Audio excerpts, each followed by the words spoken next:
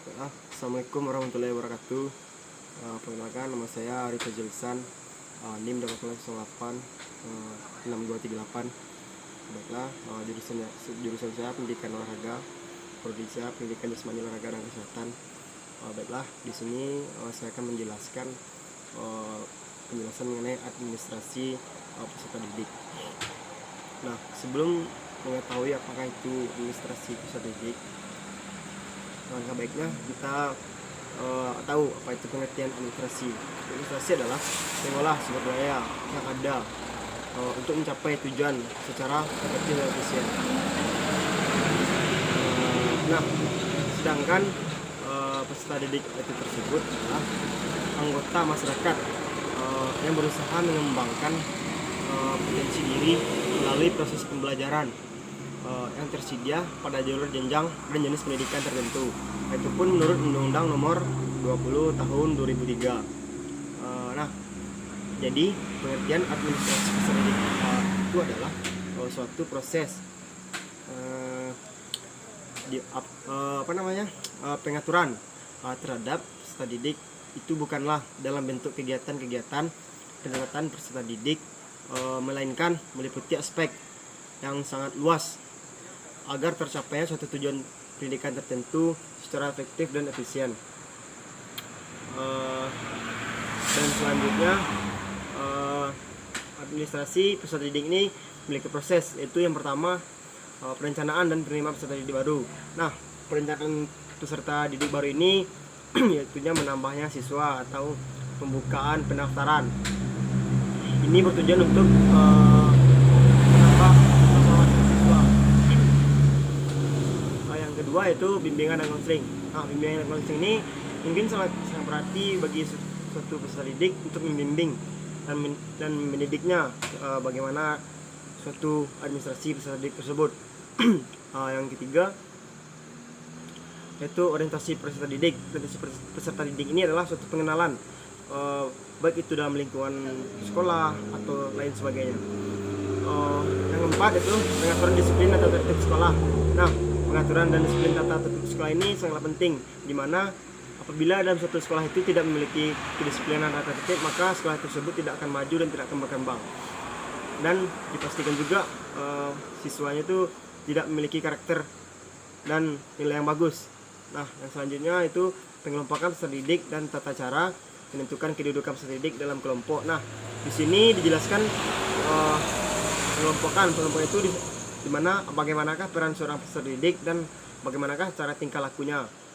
Yang selanjutnya adalah pengelolaan kelas. Nah, pengelolaan kelas ini suatu tujuan untuk membentuk pembagian kelas, yang mana yang kelas A, yang B dan C dan lain sebagainya.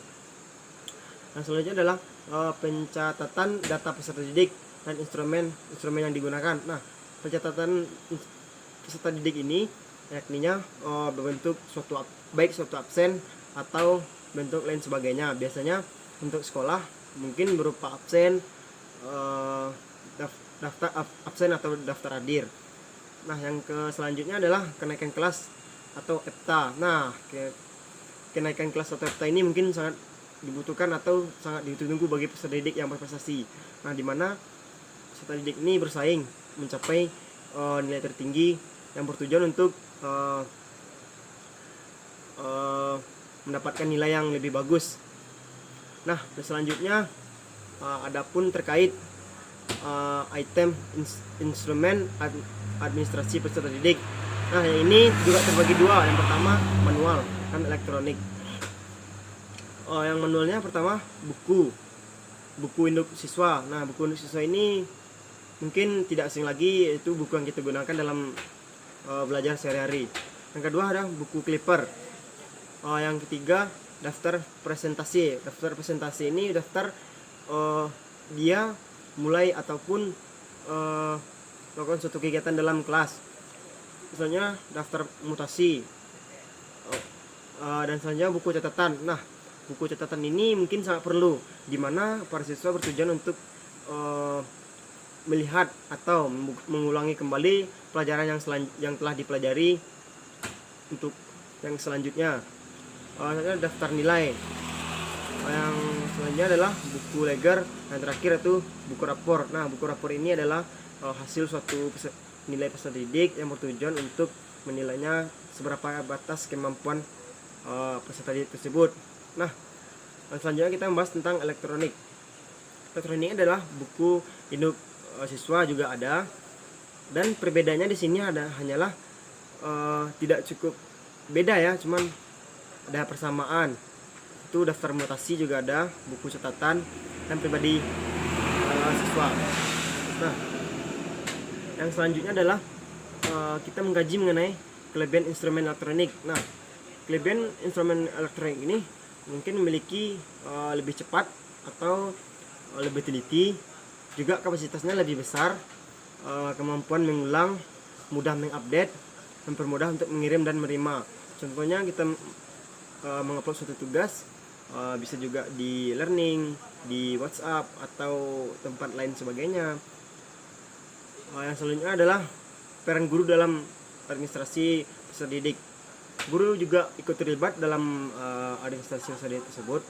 Yaitu pertama, mengelompokkan peserta didik, tata cara menentukan kedudukan peserta didik dalam kelompoknya, dan pengelolaan kelas. Nah, bagi pengelolaan kelas ini guru juga berperan penting, di mana seorang guru harus bisa mengendalikan atau mengatur seorang peserta didik di manakah dia harus ditempatkan, di kelas manakah, dan apakah yang pantas gitu.